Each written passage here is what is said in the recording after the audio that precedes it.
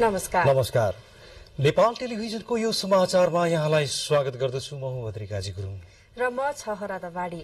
समाचार सुरु गरौं प्रमुख समाचारबाट।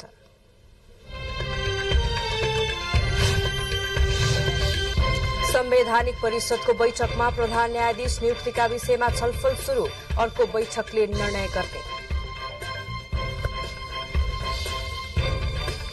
सुशासन र समृद्धिका लागि सरकारले हरेक दिन नयाँ पहल कदमी लिएको प्रधानमन्त्रीको भनाई। अब आउने बजेटले जनतामा आशाको नयाँ रक्त संचार सृजना गर्ने दावी।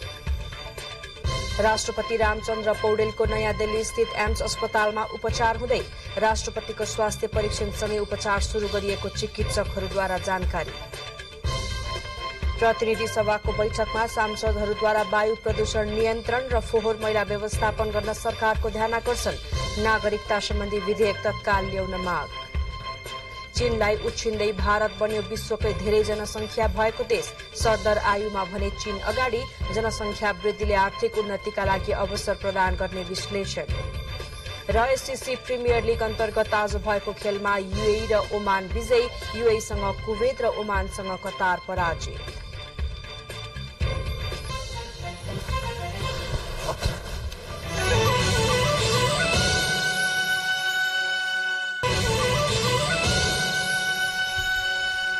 समाचार अब विस्तारमा। संवैधानिक परिषदको बैठकमा प्रधान न्यायाधीश नियुक्तिबारे छलफल शुरू भएको छ। सिंहदरबार स्थित प्रधानमन्त्री तथा मन्त्री परिषदको कार्यालयमा आज बसेको बैठक विषय प्रवेश गरी सामान्य छलफलपछि अर्को बैठकमा निर्णय गर्ने गरी टुंगिएको छ। प्रधानमन्त्री पुष्पकमल दाहालको अध्यक्षतामा शुरू भएको बैठकमा प्रतिनिधि सभाका सभामुख देवराज घिमिरे, राष्ट्रिय सभाका अध्यक्ष गणेश प्रसाद तिमेल सिन्हा, उपसभामुख इन्दिरा राणा, उप प्रधानमन्त्री एवं रक्षा तथा कानून न्याय र संसदीय मामिला मन्त्री पूर्णबहादुर खड्का र प्रमुख प्रतिपक्षी दलका नेता केपी शर्मा ओली सहभागी हुनुहुन्थ्यो। सोमबार नेकपा एमालेका अध्यक्ष ओली निवास बालकोटमा प्रधानमन्त्री पुष्पकमल दाहाल प्रचण्ड र कंग्रेस सभापति शेरबहादुर देउवा सहितको बैठकले प्रधान न्यायाधीश नियुक्ति प्रक्रिया थाल्न संवैधानिक परिषदको बैठक बोलाउने निर्णय गरेको थियो।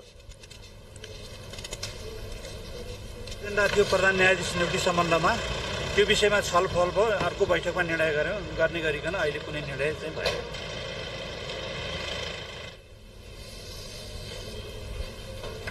प्रधानमन्त्री तथा नेपाल कम्युनिष्ट पार्टी माओवादी केन्द्रका अध्यक्ष पुष्पकमल दाहाल प्रचण्डले सुशासन र समृद्धि प्राप्तिका लागि सरकारले हरेक दिन केही नयाँ पहल कदमी लिएको बताउनु भएको छ।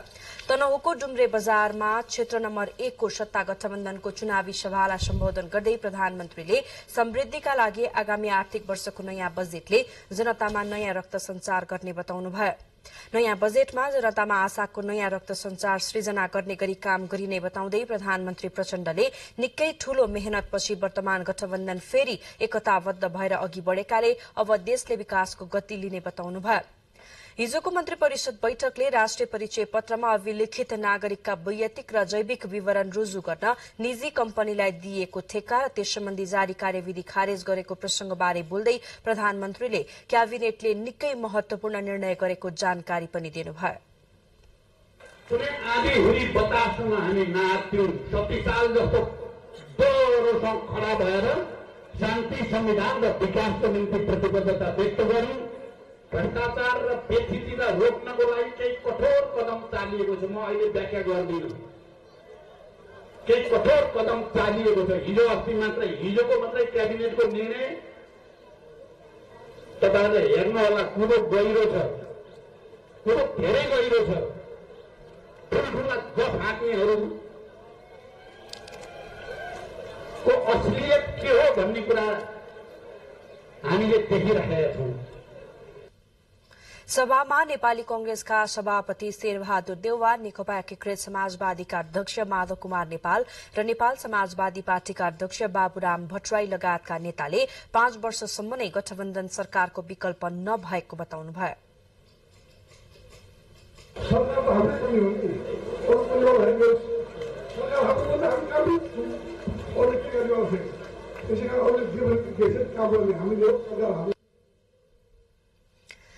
प्रधानमन्त्री पुष्पकमल दाहाल प्रचण्डले गोर्खामा अवस्थित चुम उपत्यकाले सिंगो देश र दुनियाँलाई शान्ति तथा अहिंसाको सन्देश दिएको बताउनु भएको छ। आज चुम शताब्दी स्याग्या महोत्सव 2080 को उद्घाटन गर्दै प्रधानमन्त्री प्रचण्डले सो क्षेत्र आफैमा एउटा ऐतिहासिक क्षेत्र रहेको र चुम उपत्यकालाई अहिंसाको क्षेत्रको रूपमा स्थापित गरेको 100 वर्ष पूरा हुनु पनि गौरवको विषय भएको बताउनुभयो। स्थानीय बासिन्दाहरूले महोत्सव मार्फत सिंगै देशलाई र दुनियाँलाई पनि शान्ति र अहिंसाको सन्देश दिएको उहाँको भनाइ छ।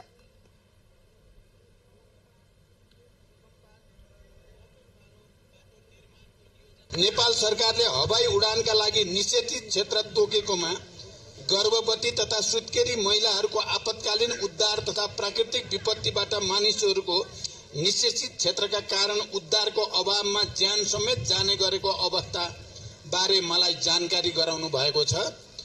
कुन सन्दर्भमा यसलाई निषेधित क्षेत्र घोषणा गरिएको हो भन्ने दस्तावेजहरूलाई मैले सरकारको तर्फबाट अध्ययन गरेर तपाईहरुलाई परेको असुविधालाई सम्बोधन गर्नेतिर मेरो गम्भीर पहल हुने विश्वास पनि म दिलाउन चाहन्छु।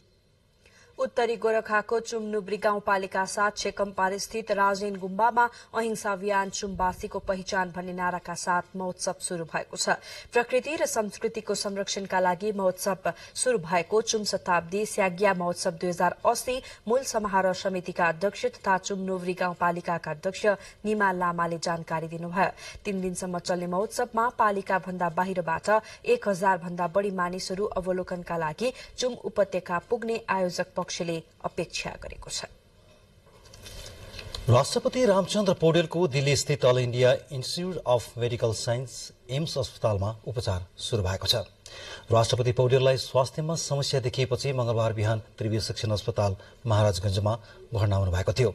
उहाँलाई थप उपचारका लागि दिल्ली जान उपयुक्त हुने चिकित्सकहरूको सुझावपछि राष्ट्रपति पौडेललाई आजै भारतको एम्स अस्पतालमा भर्ना गरी उपचार शुरू गरिएको राष्ट्रपतिको कार्यालयले विज्ञप्ति मार्फत जानकारी गराएको छ। राष्ट्रपति रामचन्द्र पौडेलको नयाँ दिल्ली स्थित all India institute of medical sciences AIIMS अस्पतालमा उपचार शुरू भएको छ।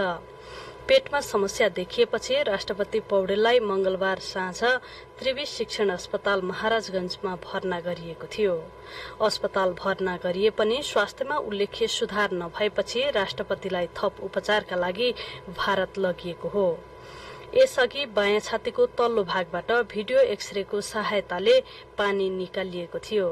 राष्ट्रपतिका प्रेस सल्लाहकार किरण पोखरेलले चिकित्सकको सल्लाह अनुसार उहाँलाई एम्स अस्पताल लगिएको बताउनुभयो। दाहिने कोखमा समस्या छ भनेर उहाँको उपचारमा संलग्न चिकित्सकहरूले बताउनु भएको छ। उहाँले त्यो आफ्नो समस्या चाहिँ यसअघि पनि भारतमा देखाउनु भएको, तर त्यो देखाइसकेपछि अहिले सुधारोन्मुख हुँदै गएको, तर यति बेला फेरि आएर त्यो समस्या देखिएको हुनाले नेपालका चिकित्सकहरूले भारतीय चिकित्सकहरूसँग एम्सका चिकित्सकहरूसँग परामर्श गर्नुभयो। हिजो परामर्श गरिसकेपछि दुवै चिकित्सकहरूको राय चाहिँ त्यही एकपटक फेरि उपचारका लागि लैजान उपयुक्त हुन्छ, जान उपयुक्त हुन्छ भन्ने सल्लाह दिएपछि उहाँ जान तयार हुनुभएको। उहाँले मान्नु भएको थिएन, उहाँले अत्यन्तै अस्वीकार गर्नुभएको थियो। राष्ट्रपति पौडेललाई श्री एयरको एयर एम्बुलेन्स मार्फत बुधबार बिहान नयाँ दिल्ली लगिएको हो। उहाँको साथमा निजी चिकित्सक डाक्टर नीरज बम सहित त्रिवी शिक्षण अस्पतालको क्रिटिकल केयरको टिम पनि छ। यसअघि पनि पेटमा समस्या देखिएपछि राष्ट्रपति पौडेलको गत चैत 18 गते त्रिवी शिक्षण अस्पतालमा उपचार गरिएको थियो। क्यामेरामा अनुप घिमिरेका साथ सलुजा दाहाल, काठमाडौँ। यसैबीच उपराष्ट्रपति रामसहाय प्रसाद यादवले राष्ट्रपति रामचन्द्र पौडेलको स्वास्थ्य लाभको कामना गर्नुभएको छ। आज वक्तव्य जारी गर्दै उहाँले राष्ट्रपतिको सुस्वास्थ्य एवं दीर्घ स्वास्थ्य लाभको कामना गर्नुभएको हो। समाचारको क्रम जारी नै रहनेछ। बाँकी समाचार अघि छोटो विज्ञापन।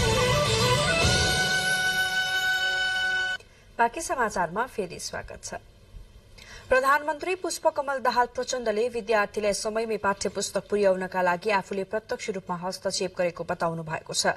तनहुँको डुम्रे बजारमा आयोजित चुनावी सभालाई सम्बोधन गर्दै प्रधानमन्त्री प्रचण्डले पढ़ाई शुरू हुनु अघि नै सबै विद्यार्थीका हातमा पुस्तक पुर्याउनका लागि आफूले सक्रियता देखाएको बताउनुभयो। विगतमा दुर्गम जिल्लाहरूमा शैक्षिक सत्र शुरू भएको महिनौसम्म पनि पाठ्य पुस्तक नपुगेको अनुभवलाई मध्यनजर गरेर यसपटक काम गरिएको उहाँको भनाइ छ। प्रधानमन्त्रीले यस वर्षको शैक्षिक सत्र शुरू हुनुभन्दा अगाडि नै सबै विद्यार्थीको हातमा पाठ्य पुस्तक पुग्ने जानकारी पनि दिनुभयो। देवघाट एउटा ऐतिहासिक स्थल हो। नेपालकै निम्ति मात्रै होइन, यो दक्षिण एसियाकै निम्ति पनि देवघाटको महत्व निकै ठूलो छ। मैले त्यहाँ पनि दोस्रो पटक प्रधानमन्त्री हुँदा त्यहाँ महाविद्यालय स्थापना गर्ने अगाडि बढाउने बारे काम अगाडि बढेको छ। मलाई अहिले त्यसलाई विश्वविद्यालय बनाउनु पर्छ भन्ने जनताको माग बारे मलाई जानकारी छ। प्रधानमन्त्री प्रचण्डले भानुभक्त आचार्यको जन्मस्थल चुदी रम्घामा सांस्कृतिक र देवघाटमा धार्मिक विश्वविद्यालय बनाउने प्रयास गर्ने पनि बताउनुभयो। प्रतिनिधि सभाको विशेष समयमा बोल्नुहुँदै सांसदहरूले जनजीविकाका सवालमा सभामुख मार्फत सरकारको ध्यान आकर्षण गराउनु भएको छ। प्रतिनिधि सभाको आजको बैठकको शून्य र विशेष समयमा बोल्दै सांसदहरूले वायु प्रदूषण नियन्त्रण र फोहोर मैला व्यवस्थापन गर्न सरकारको ध्यान आकर्षण गराउनुभयो। सांसदहरूले नागरिकता सम्बन्धी कानून तत्काल ल्याउन पनि आग्रह गर्नुभयो। कानून नहुँदा नेपाली नागरिक भएर पनि नागरिकता विहीन बन्नु परेको भन्दै तत्काल नागरिकता विधेयक सदनमा ल्याउनु पर्नेमा सांसदहरूको जोड़ छ। बैठकमा सांसद रामकृष्ण यादवले नेपाली नागरिक भएर पनि नागरिकता विहीन हुँदा धेरै सुविधाबाट वञ्चित हुनु परेको र सो समस्या विकराल बन्दै गएको भन्दै विधेयक ल्याउन माग गर्नुभयो। यस्तै सांसद डाक्टर अमरेश कुमार सिंह, सांसद योगेन्द्र मण्डलले नागरिकता विधेयक ल्याउन सरकारको ध्यान आकर्षण गराउनुभयो। उहाँहरूले 6 महिनाभित्र नागरिकताको समस्या समाधान गर्छु भनेर प्रधानमन्त्रीले बोल्नु भएको तर कहिले समाधान हुन्छ भन्दै प्रश्न गर्नुभयो। यस्तै सांसदहरू प्रेम सुवाल, संजय गौतम र दयाल बहादुर साई लगायतका सांसदहरूले महालेखा परीक्षाको प्रतिवेदनले औल्याएको बेरुजु, सामुदायिक विद्यालयको खस्कदो शैक्षिक स्तर लगायतका समसामयिक विषयमा सरकारको ध्यान आकर्षण गराउनुभयो। प्रतिनिधि सभाको अर्को बैठक यही वैशाख 12 गते मंगलबार दिनको 1 बजे बस्नेछ। संघीय संसद सचिवालयले संसदमा दर्ता भएका विधेयकहरूमा आम नागरिकको पनि सुझाव र प्रतिक्रिया संकलन गर्ने उद्देश्य सहित वेबसाइट सञ्चालनमा ल्याउने भएको छ। सचिवालयले वेबसाइट सञ्चालन गरी विद्युतीय माध्यमबाट सुझाव तथा प्रतिक्रिया संकलन गर्न लागेको हो। सरोकार र चासोमा रहेका विधेयकमाथि नागरिकको सुझाव तथा प्रतिक्रिया प्रभावकारी रूपमा संकलन गर्ने गरी संसद सचिवालयले पपअप विन्डो सञ्चालनमा ल्याउने भएको हो।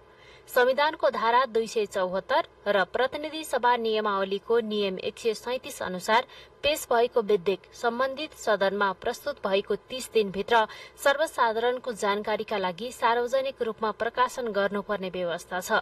सोही व्यवस्थालाई प्रभावकारी बनाउन अनलाइन मार्फत सुझाव संकलन गर्न लागेको संसद सचिवालयले जनाएको छ। दर्ता विधेयक सम्बन्धी आम नागरिकका सुझाव र प्रतिक्रिया संकलन गर्न भौतिक रूपमा कठिन देखिएको हुँदा अब संघीय संसद सचिवालयले प्रविधिको प्रयोग गरी अनलाइन मार्फत सुझाव र प्रतिक्रिया संकलन गर्नेछ। पपअप विन्डो सञ्चालनमा आएपछि देश तथा विदेशमा बस्ने नागरिकले विधेयक अध्ययन गर्न र सुझाव तथा प्रतिक्रिया दिन सक्नेछन्। संकलित सुझावहरूमा सुझावकर्ताको नाम, ठेगाना, नागरिकता, इमेल सहित राखी सुझाव तथा प्रतिक्रिया दिनुपर्ने हुन्छ। तर सुझाव तथा प्रतिक्रिया दिनेहरूको नाम, ठेगाना भने गोप्य नै रहने सचिवालयले जनाएको छ। संकलित प्रतिक्रियाहरूमा भएका आम सरोकारका विषय तथा व्यक्तिगत विषय मात्र भए पनि हेरेर जनताको विचार समेटी समितिमा छलफलका लागि विधेयक राखिनेछ। हाम्रो वेबसाइट भित्र चाहिँ एउटा पपअप विन्डो भन्छ, त्यो सुरुमै त्यो देखिन्छ र त्यो विधेयक भित्र गइसक्यो भने पनि अर्को डायलग बक्स भन्ने हुन्छ। त्यो डायलग बक्समा पनि त्यहाँ उहाँहरूको सुझाव लिने भन्ने सन्दर्भमा चाहिँ उहाँहरूको नाम, नागरिकता अथवा नेसनल आइडीदेखि लिएर उहाँहरूका सुझावहरू के हुन सक्छन् भनेर हामीले एउटा बक्सै बनाएको हुन्छौँ। त्यो बक्सभित्र उहाँहरूले आफ्नो इन्ट्री गरिसकेपछि अनि सुझावहरू, अब उहाँहरूले त्यो सुझाव पनि दुई खालले, प्रतिक्रिया अथवा सुझाव दुई खालले दिन सक्नुहुन्छ। एउटा चाहिँ के हुन्छ भन्दाखेरि उहाँहरूले ओभरअल विधेयकको स्टडी गरेर दिने सुझाव भयो। अर्को चाहिँ उहाँहरूले दफा वाइज कि यो दफामा चाहिँ यो सुझावहरू यसरी दिन उपयुक्त हुन्छ अथवा भनेर दफा वाइज सुझावहरू पनि दिन सक्नुहुन्छ। पपअप विन्डो परीक्षणको लागि केही दिन अगाडि संसद सचिवालयको वेबसाइटमा राखिएको थियो। परीक्षणको रूपमा राखिएको विन्डो केही दिनपछि निरन्तर सञ्चालनमा ल्याउने सचिवालयको भनाइ छ। क्यामेरामा शिव पङ्गेनीको साथमा दुर्गा खड्का, नेपाल टेलिभिजन। उप प्रधानमन्त्री एवं कानून न्याय तथा संसदीय मामिला मन्त्री पूर्णबहादुर खड्काले कार्यपालिका, व्यवस्थापिका र न्यायपालिका बीच समन्वय गर्ने सन्दर्भमा कानून मन्त्रालयको बहुआयामिक भूमिका र दायित्व रहेको बताउनु भएको छ। मन्त्रालयमा पद बहालीपछि संचारकर्मीसँग कुराकानी गर्दै उहाँले संसद सञ्चालन नियमित अघि बढाउने र व्यवस्थित गर्ने सन्दर्भमा मन्त्रालयका तर्फबाट सभामुख र अध्यक्ष लगायतसँग समन्वय गरी निर्वाह गर्नुपर्ने भूमिकालाई क्रियाशील तुल्याइने विश्वास दिलाउनुभयो।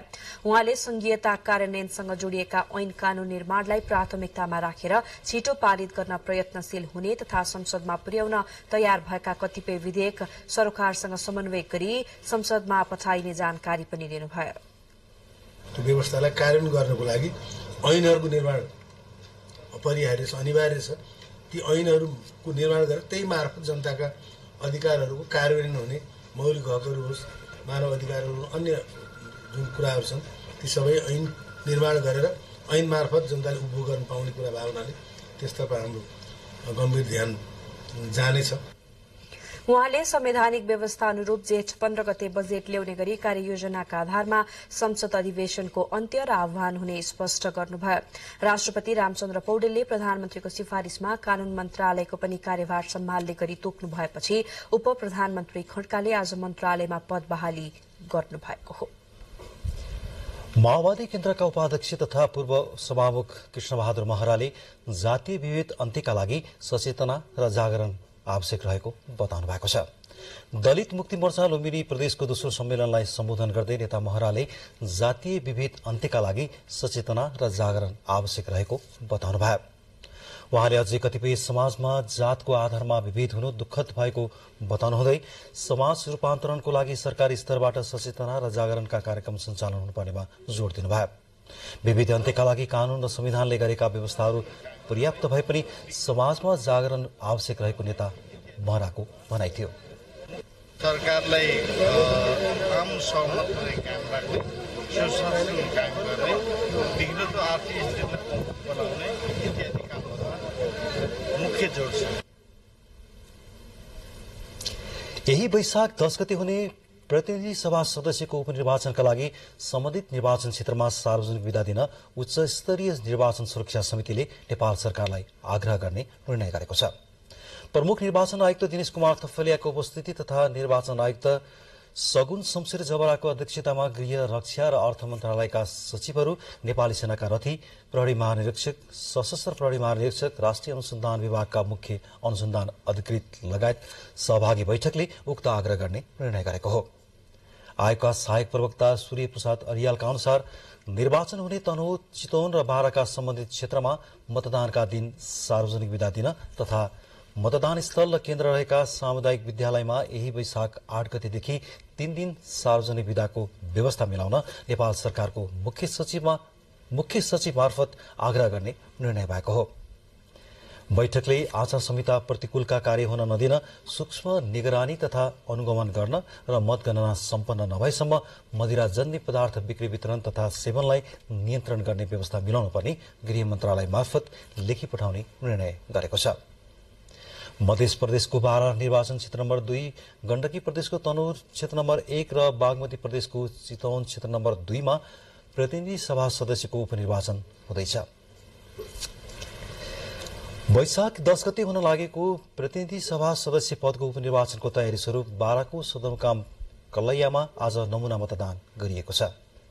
निर्वाचन अधिकृतको कार्यालय बाराले निर्वाचनमा खटिएका मतदान अधिकृत र सहायक मतदान अधिकृतहरूलाई प्रशिक्षण स्वरूप नमूना मतदानमा सहभागी गराएको हो।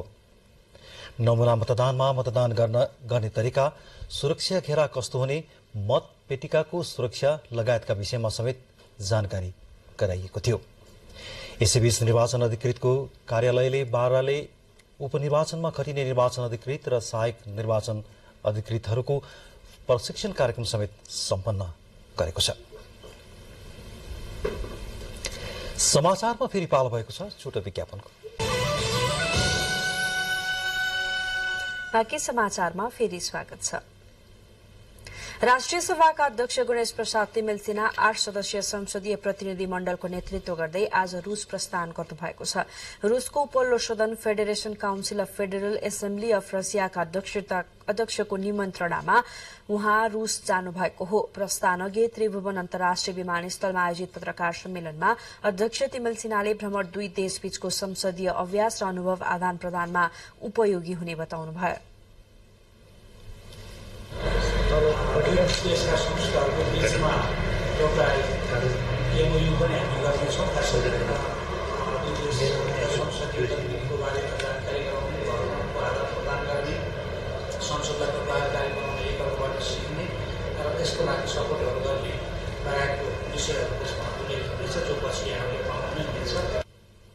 भ्रमणका क्रममा टोलीले रूसी माथिल्लो सदनका अध्यक्ष र स्टेट डुमाका अध्यक्ष भ्यासेलाभ भलोदिनसँग द्विपक्षीय वार्ता गर्नुहुनेछ। प्रतिनिधिमण्डलले वैशाख 12 गते स्वदेश फर्कने तय भएको छ। महोत्तरीको गौशाला समष्टि सड़क खण्ड स्थित गौशाला नगरपालिका 1 रामनगरको जंगलमा मोटरसाइकल र बस ठोकिँदा एकै परिवारका 3 जनाको मृत्यु भएको छ। मृत्यु हुनेमा सिराहा कल्याणपुर नगरपालिका 10 का 26 वर्षीय अमृत मण्डल, उहाँकी 24 वर्षीय श्रीमती अन्जु मण्डल र 6 वर्षीय भतिजी अंशु मण्डल रहेको जिल्ला प्रहरी कार्यालय महोत्तरीले जनाएको छ। दुर्घटनापछि बसका चालक फरार रहेका छन् भने दुर्घटना भएका बस प्रहरीको नियन्त्रणमा छ। चालकको खोजी भइरहेको इलाका प्रहरी गौशालाका प्रहरी निरीक्षक मनोज यादवले बताउनुभयो। पछिल्लो 24 घण्टामा 108 जनामा कोरोना संक्रमण पुष्टि भएको छ। स्वास्थ्य तथा जनसंख्या मन्त्रालयका अनुसार 2450 जनाको नमूना परीक्षण गर्दा 108 जनामा संक्रमण पुष्टि भएको हो। यो सँगै 386 जना सक्रिय संक्रमित पुगेको मन्त्रालयले जनाएको छ। पछिल्लो 24 घण्टामा 66 जना संक्रमण मुक्त भएका छन्। संस्थागत आइसोलेसनमा 21, आईसीयूमा 7 तथा भेन्टिलेटरमा 3 जनाको उपचार भइरहेको छ। यसैबीच मन्त्रालयले संक्रमण देखिएमा 7 दिनसम्म आइसोलेसनमा बस्न आग्रह गरेको छ। हरेक विपदमा विकटता के कारण गाउँ सड़क सञ्जालमा नजुटेकाले विभिन्न समस्या झेल्दै आएको सिन्धुपाल्चोकको विकट गाउँ तेम्माथान सड़क सञ्जालमा जोडिने भएको छ। बर्मायानी तथा अप्पर बर्मायानी जलविद्युत आयोजनाले गाउँ हुँदै आयोजना क्षेत्र जाने सड़क खनेकाले तेम्माथान, दिपु र तेगा गाविसहरू सड़क सञ्जालमा जोडिने भएका हुन्। काठमाडौँसँग सीमा जोडिएको जिल्ला सिन्धुपाल्चोकका केही बस्तीका बासिन्दाले मोटर होइन सड़क मात्रै देख्न पनि करिब 8 घण्टा हिँड्नुपर्छ भन्दा पत्यार नलाग्न सक्छ। यहाँको जुगल गाउँपालिकाका कतिपय बस्तीको यो सदियौंदेखिको बाध्यता हो। अब भने जुगल गाउँपालिकाको तेम्माथानमा यस्तो जीवनयापन गरिरहेकाहरूले आफ्नो बस्तीमै मोटरको सुविधा पाउने भएका छन्। ब्रह्मायणी तथा अप्पर ब्रह्मायणी जलविद्युत आयोजनाले गाउँ नजिकै सड़क पुर्याएपछि अहिले करिब 1 घण्टाकै दूरी नजिक हिउँदयाममा यहाँका दिपु, तेगा र तेम्माथान वासीहरूले मोटर र बाटो प्रयोग गर्न सक्ने भएका छन्। कुनै समस्या वा अवरोध नभएमा अबको करिब 2 महिनाभित्र तेम्माथानको बस्ती नजिक नै सड़क पुग्ने यसको निर्माणमा संलग्न पक्षको अनुमान छ। यहाँको नेसम दोभान स्थित खोलामा ट्रस पुलका लागि अर्डर भइसकेको ब्रह्मायणी जलविद्युत आयोजनाले जानकारी दिएको छ। अब यहाँ भन्दा ठ्याक्क तल 1500 मिटर तलसम्म सड़क निर्माण भइसकेको छ। यो वर्ष चाहिँ बाटोको कामलाई चाहिँ अन्तिम रूप दिने भने चाहिँ कम्पनीको तयारी छ। यहाँ पुल बनेपछि वर्षातका केही महिना बाहेक सधैँभरि सवारी चल्नेछ। गाउँ नजिक डोजर आएसँगै गाउँलेमा खुसी छाएको र गाउँपट्टिबाटै सड़क लाने विषयमा छलफल भइरहेको तेम्माथानका स्थानीयको भनाइ छ। गाउँबाट नि बाटो बिचबाट लानु पाए त मलाई पनि खुसी हुन्थ्यो।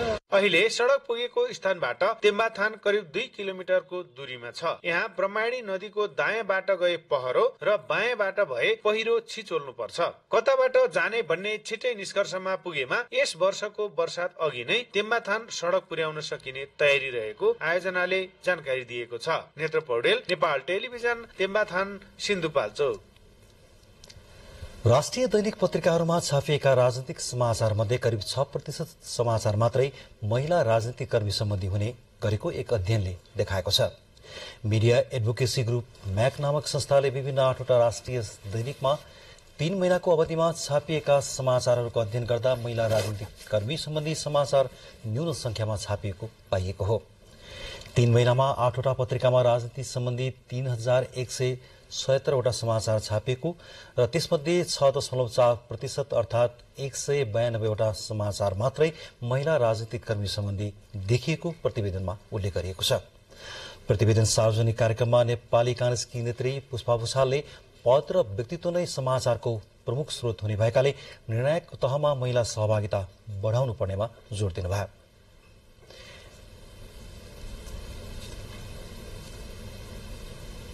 मन्त्री महिला हुनुभयो, अब त्यसपछि अब राष्ट्रपति महिला हुनुभयो, अब अहिले प्रवक्ता महिला भएको कारणले न्यूज कभरेज न्यूज लिनुपर्ने बाध्यता भनौँ एक किसिमको स्पष्ट भन्नुपर्दा त्यो पोजिसनले त्यो नेतृत्वलाई खोजेको मिडियाले त्यो हो नि।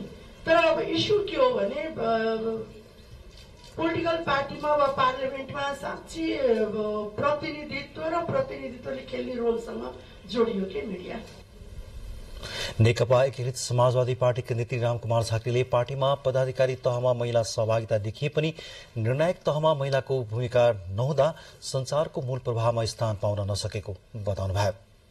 भन्छन् पर्सनालिटीले के बोल्छ, कता हिँड्छ, अनि पोलिटिक्सको इन्फ्लुएन्स पनि त्यसरी हुन्छ भन्ने कुरा मानिएको भएर नै यो भएको हो।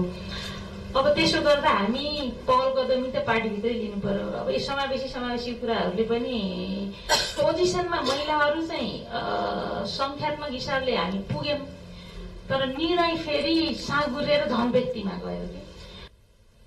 मीडिया एडभोकेसी ग्रुपकी अध्यक्ष अनिता बिन्दुले नेतृत्वमा रहेका महिलाहरू पनि सूचना दिन अग्रसर नहुने र विषयवस्तुमा जानकार नहुने समस्या देखिएको बताउनुभयो।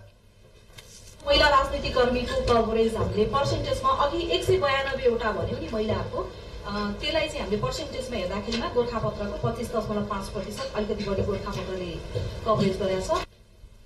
Media advocacy ग्रुपले Gorkhapatra, राजिङ Nepal, Kantipur Kathmandu post, नागरिक, अन्नपूर्ण पोस्ट र द हिमालय टाइम्स पत्रिकामा छापिएका सामग्रीहरूको अध्ययन गरेको जनाएको छ। सिराहाको मटिहानीमा रहेको देशको पुरानो राजकीय संस्कृत विद्यालय नाममा राजकीय भए पनि विद्यालयको अवस्था भने बेग्लै छ। विद्यालयमा रहने आवासीय विद्यार्थीहरूको व्यवस्थापनका लागि अझै पनि भिक्षाटनबाटै विद्यालय सञ्चालन गर्नुपर्ने बाध्यता रहेको छ।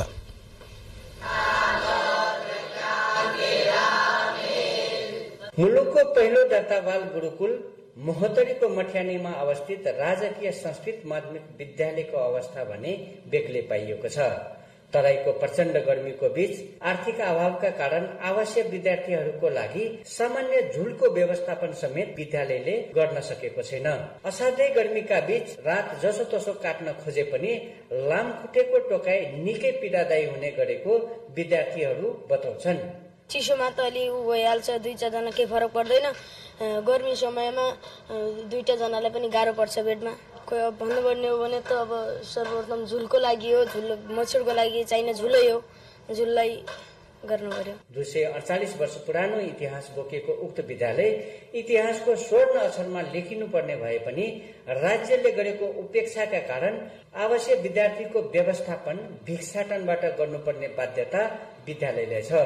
समावेशी एवं जात जातिको संगम स्थलको रूपमा 27 वटा जिल्लाका करिब 200 को हाराहारीमा पढ्ने उक्त विद्यालयमा 75 जना विद्यार्थीहरू आवासीय रहेका छन्।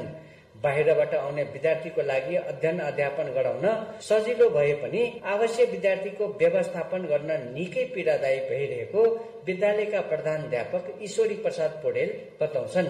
हामी बामे सर्दैछौँ, भौतिक संरचना निर्माण हुँदैछ, तर यसका आन्तरिक मतलब एउटा व्यवस्थापन गर्नको लागि चाहिँ एकदम अपरिहार्य छ। हामीलाई साना साना कुराहरूको आवश्यकता छ। अब कतिपय बच्चालाई झुलै छैन, कतिपय बच्चालाई सिरानी नै छैन, कतिपय बच्चालाई खाटै छैन, टेबुल नै छैन, पंखै छैन। अब प्रचण्ड गर्मी हुन्छ।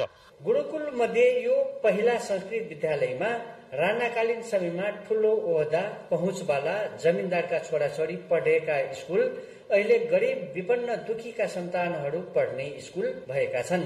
त्यसैले होला राज्यले समेत उपेक्षा गरिएको स्थानीयको आरोप छ। देशैभरि विभिन्न 45 वटा स्थानमा छरिएर रहेका संस्कृत विद्यालय मध्येको एक हो राजकीय संस्कृत माध्यमिक विद्यालय मटिहानी। पछिल्लो कालमा भौतिक रूपले सम्पन्न भए पनि यस विद्यालयको आर्थिक अवस्था जर्जर रहेको छ। आर्थिक रूपले सम्पन्न गर्नको लागि सहयोगी हातहरूको खाँचो रहेको छ यस विद्यालयलाई। क्यामेरामा भीम चौधरीको साथमा हिरालाल चौधरी, नेपाल टेलिभिजन, मटियानी, महोत्तरी। बाँकी समाचार अघि प्रमुख समाचार फेरि एकपटक।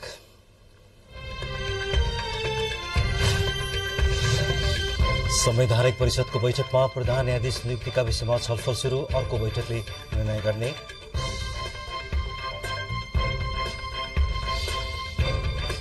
सुशासन र समृद्धिका लागि सरकारले हरेक दिन नयाँ पहल कदमी दिएको प्रधानमन्त्रीको भनाई।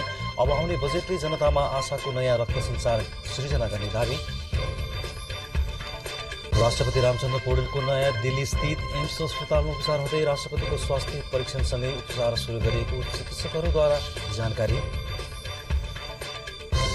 प्रतिनिधि सभाको बैठकमा सांसदहरूद्वारा वायु प्रदूषण नियन्त्रण र फोहोर मैला व्यवस्थापन गर्न सरकारको ध्यानाकर्षण। नागरिकता सम्बन्धी विधेयक तत्काल ल्याउन माग। चीनलाई उसिन्दै भारत बने विश्वकै धेरै जनसङ्ख्या भएको देश। सरदर आयुमा भने चीन अगाडि। जनसङ्ख्या वृद्धिले आर्थिक उन्नतिका लागि अवसर प्रदान गर्ने विश्लेषण। र एसिसी प्रिमियर लिग अन्तर्गत आज भएको खेलमा युएई र ओमान विजयी। युएईसँग कुवैत र ओमानसँग कतार पराजित।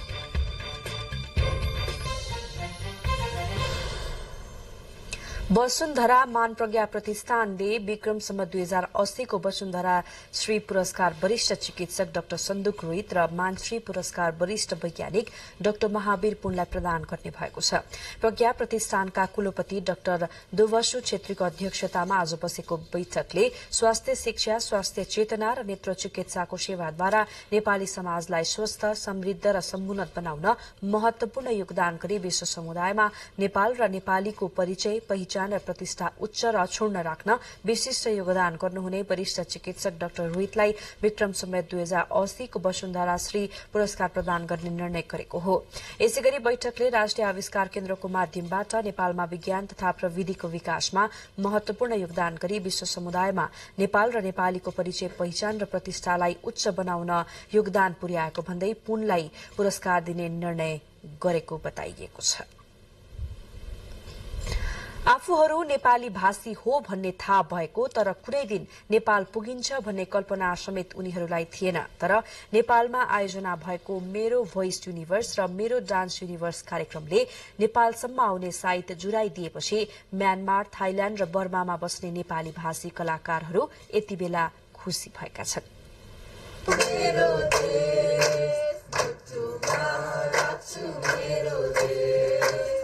म्यानमारमा बस्दै आएकी अमिता मगरलाई आफू कुनै दिन नेपाल पुग्छु भन्ने कल्पना समेत थिएन। नेपाली भाषी हो भन्ने थाहा भए पनि नेपालमा नै आयोजना हुन लागेको मेरो भोइस युनिभर्स र मेरो डान्स युनिभर्स प्रतियोगितामा सहभागी हुने अवसर मिलेपछि उनी नेपाल आइपुगेकी हुन्। उनी जस्तै प्रतियोगी बनेर म्यानमार, थाइल्याण्ड र बर्माबाट 12 जना नेपाली भाषी काठमाडौँ आइपुगेका छन्। हजुरबा नबित्दै भन्नुभएको थियो ठाउँ, म पनि सानै थिएँ, म जन्मेको पनि थिएन होइन। जिल्ला के अरे गुल्मी भन्नुभएको थियो। गुल्मीको अझै गुल्मीमा पनि ठाउँ हुँदो रहेछ, गाउँ हुँदो रहेछ होइन। तर त्यो ठाउँको नाम चाहिँ यति वर्ष हुने तल बुवालाई याद भएन, गुल्मी भन्ने चाहिँ याद छ। यसै गरी बुबा नेपाली र आमा बर्मेली भएको बताउने म्यानमारकै चेस्टर लिम्बुले नेपालको भाषा र संस्कृति बारे जहिले पनि चासो रहने गरेको अनुभव सुनाए। बर्मामा सबसे भन्दा नेपाली धेरै हुने ठाउँ जस्तो लाग्छ मलाई, किनकि त्यो हाम्रो ठाउँमा कस्तो भन्दाखेरि गाउँ नै 3-4टा गाउँ एकैचोटि सरर छ नि त। हाम्रो त्यो नेपालीले दिएको नामसित नै छ। रामपुर भन्छ, रामपुर 1, रामपुर 2, रामपुर 3 त्यस्तो छ। अनि अझै अर्को ठाउँमा सीतापुर, धरमपुर यताउता भन्ने गाउँ यस्तो छ नि, गोर्खालीहरू बसेर आएको।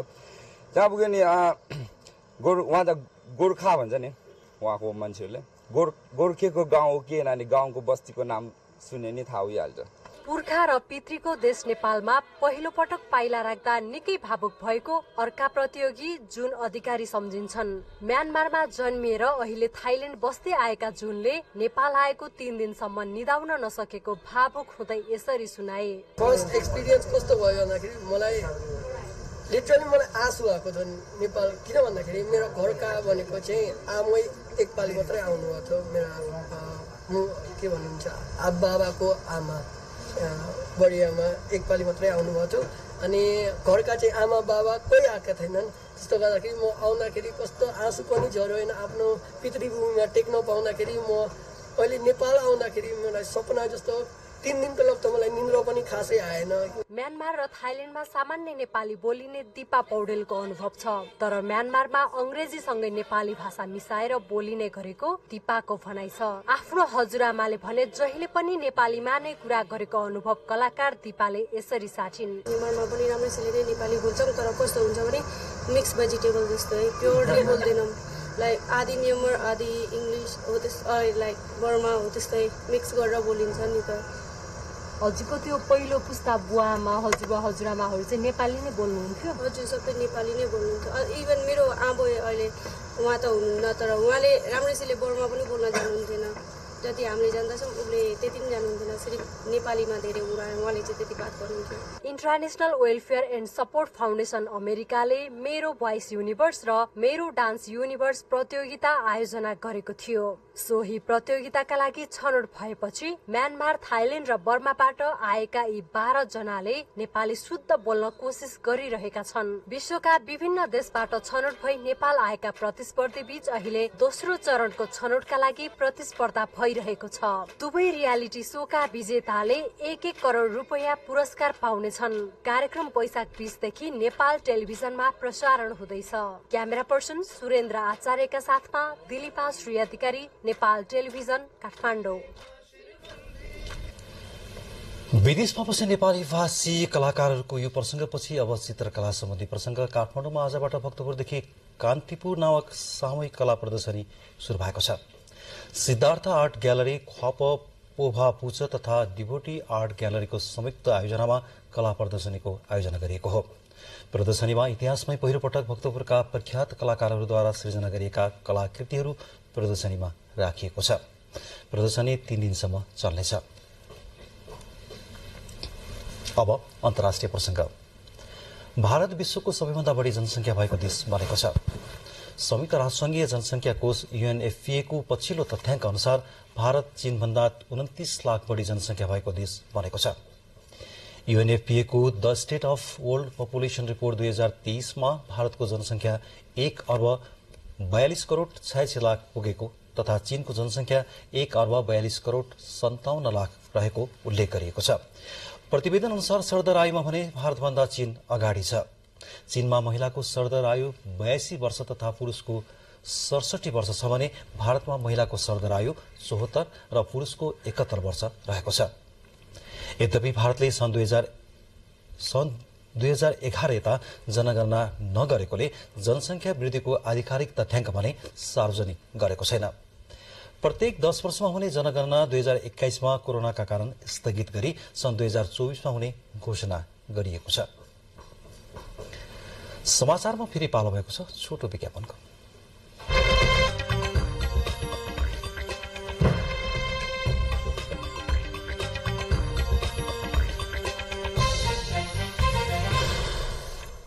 अब आर्थिक समाचार।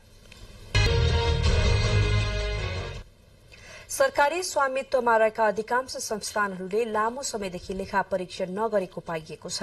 महालेखा परीक्षकको कार्यालयले सार्वजनिक गरेको वार्षिक प्रतिवेदनले अधिकांश संस्थानहरूले लेखा परीक्षण नगरेको देखाएको हो। सरकारी पूर्ण स्वामित्वमा रहेका 16 र आंशिक स्वामित्वमा रहेका 10 वटा संस्थानहरूले लेखा परीक्षण गराएका छैनन्। केही संस्थानले विगत 14 वर्षदेखि लेखा परीक्षण नगराएको महालेखा परीक्षकको कार्यालय प्राइभेट लिमिटेड 14 वर्ष यता, साझा प्रकाशनले 9 वर्ष यता, राष्ट्रिय बीमा संस्थानले 7 वर्ष यता, राष्ट्रिय बीमा कम्पनीले 6 वर्ष यता, नेपाल पर्यटन बोर्डले 4 वर्ष यता लेखा परीक्षण गराएका छैनन्। यस्तै काठमाडौँ उपत्यका खानेपानी लिमिटेड, विशाल बजार कम्पनी लिमिटेड, गोरखकाली रबर उद्योगले 4 वर्ष यता लेखा परीक्षण गराएका छैनन्। औद्योगिक क्षेत्र व्यवस्थापन बोर्ड, साझा स्वास्थ्य सेवा, गुठी संस्थान, गोरखापत्र संस्थान, खाद्य व्यवस्थापन तथा व्यापार कम्पनी, नेपाल खाद्य संस्थान, नेशनल ट्रेडिङ कम्पनी, नेपाल वायु सेवा निगम, नेपाल वन निगम, तारागाउँ विकास समितिले 2 वर्ष यता लेखा परीक्षण गराएका छैनन्। यसैगरी जनकपुर चुरोट कारखाना लिमिटेड, लगानी बोर्ड, नेपाल खानेपानी संस्थान, नेपाल रेलवे कम्पनी, वन पैदावार विकास समितिले पनि 2 वर्ष यताको लेखा परीक्षण गराएका छैनन्। संस्थानहरूमा राजनीतिक नियुक्तिका कारण छिटो नेतृत्व परिवर्तन भइरहने भएका कारणले पनि लेखा परीक्षणमा ढिलाइ हुने गरेको महालेखा परीक्षकको कार्यालयले जनाएको छ। लेखा परीक्षण गराउनको लागि हामीले धेरै पटक प्रयासहरू गर्यौं। महालेखा परीक्षकज्यूले सम्बन्धित संस्थाको बोर्डका चाहिँ चेयर गर्ने मान्छेहरूलाई, व्यक्तिहरूलाई, पदाधिकारीहरूलाई, सम्बन्धित संस्थाको चाहिँ कार्यकारी प्रमुखहरूको पटक बैठक बोलाएर र उहाँलाई लिखित पत्राचार समेत गरेर लेखा परीक्षण गराउन अनुरोध गर्दा पनि लेखा परीक्षण नभइरहेको अवस्था छ। लेखा परीक्षण नगराउने संस्थानहरूलाई पटक लेखा परीक्षण गराउन ताकेता गरे पनि ती संस्थानहरूले लेखा परीक्षण गर्न इच्छुक नदेखाएको महालेखाको भनाइ छ। यसैगरी त्रिभुवन विश्वविद्यालयको केन्द्रीय कार्यालयले विगत 2 वर्ष यता र सो अन्तर्गतका अधिकांश क्याम्पसहरूले पनि विगत 2050 साल यता लेखा परीक्षण नगराएको महालेखाले जनाएको छ। क्यामेरामा सुरेन्द्र आचार्यका साथ पवन वर्षा शाह, नेपाल टेलिभिजन, काठमाडौँ। अब शेयर बजारको प्रसंग। शेयर बजारमा आज दोहोरो अंकको सुधार देखिएको छ। नेपाल स्टक एक्सचेन्ज नेप्से परिसूचक 15.13 अंकले बढेर 1920.12 अंकमा कायम भएको हो। आज 273 वटा कम्पनीको 25,79,325 किता शेयर 23,503 पटक खरिद बिक्री हुँदा कारोबार रकम भने 87 करोड़ 21,41,000 मा खुम्चिएको छ। सबैभन्दा धेरै निर्जीवन बीमा समूह 70.84 र जीवन बीमा समूह 62.92 अंकले बढेको छ।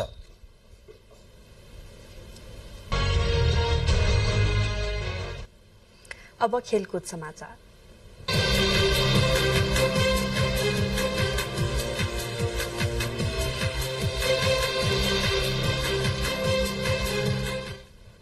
काठमाडौँमा भइरहेको Asian cricket council ACC premier cup cricket प्रतियोगितामा आज भएका खेलमा यूएई र ओमान विजयी भएका छन्। आफ्नो समूह अन्तर्गत भएका खेलमा यूएईले कुवेतलाई र ओमानले कतारलाई पराजित गरेका हुन्। समूह बी अन्तर्गतको खेलमा यूएईले कुवेतलाई 143 रनले पराजित गरेको छ। त्रिवी मैदान कीर्तिपुरमा भएको खेलमा टस हारेर पहिले ब्याटिङ गरेको यूएईले 50 ओभरमा 6 विकेट गुमाएर 371 रन बनाउन सफल भयो। यूएईले दिएको 372 रनको लक्ष्य पछि आएको कुवेत 36.3 ओभरमा 228 रन बनाउँदै अल आउट भयो। जितसँगै यूएई समूह बीमा 2 अंकका साथ शीर्ष स्थानमा रहेको छ। पराजित कुवेत भने अंक तालिकाको चौथो स्थानमा छ। यसैगरी आजै मुलपानी क्रिकेट मैदानमा भएको समूह ए को खेलमा ओमानले कतारलाई 40 रनले हराउन सफल भयो। शुरूआती ब्याटिङ गरेको ओमानले दिएको 250 रनको लक्ष्य पछि आएको कतार 47.2 ओभरमा अल आउट हुँदै 209 रनमा समेटिएको थियो। यो जितसँगै ओमान 2 अंकसहित दोस्रो स्थानमा रहेको छ। हिजो भएको उद्घाटन खेलमा नेपालले मलेसियालाई पराजित गरेको थियो। एशिया कप खेल्ने टोली छनौट गर्न आयोजना गरिएको प्रतियोगिता वैशाख 18 गतेसम्म सञ्चालन हुनेछ।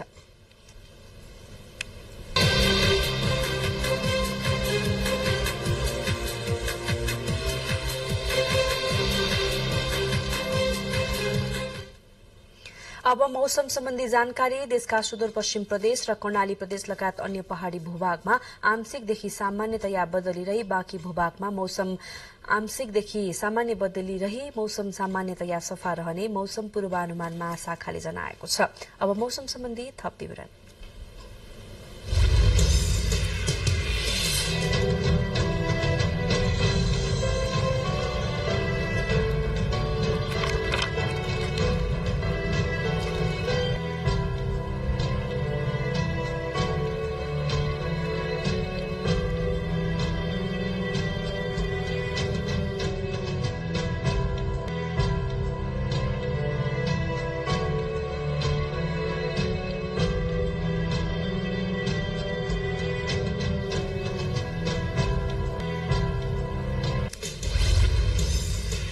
बुलेटिनको अन्त्यमा प्रमुख समाचार फेरि एकपटक।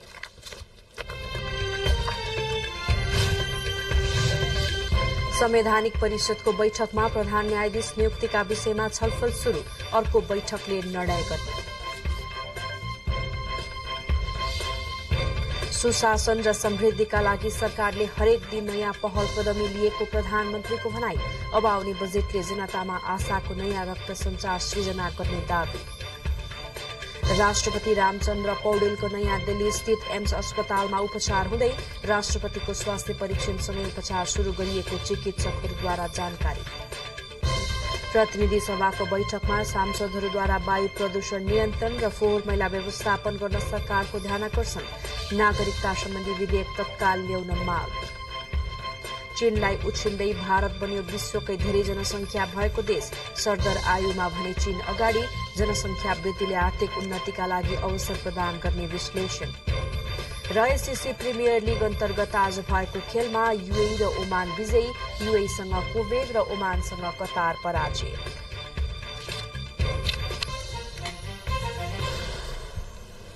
हवस् त अहिलेलाई समाचारको सिलसिला यति नै। नेपाल टेलिभिजन हेर्दै गर्नुहोला। नमस्कार।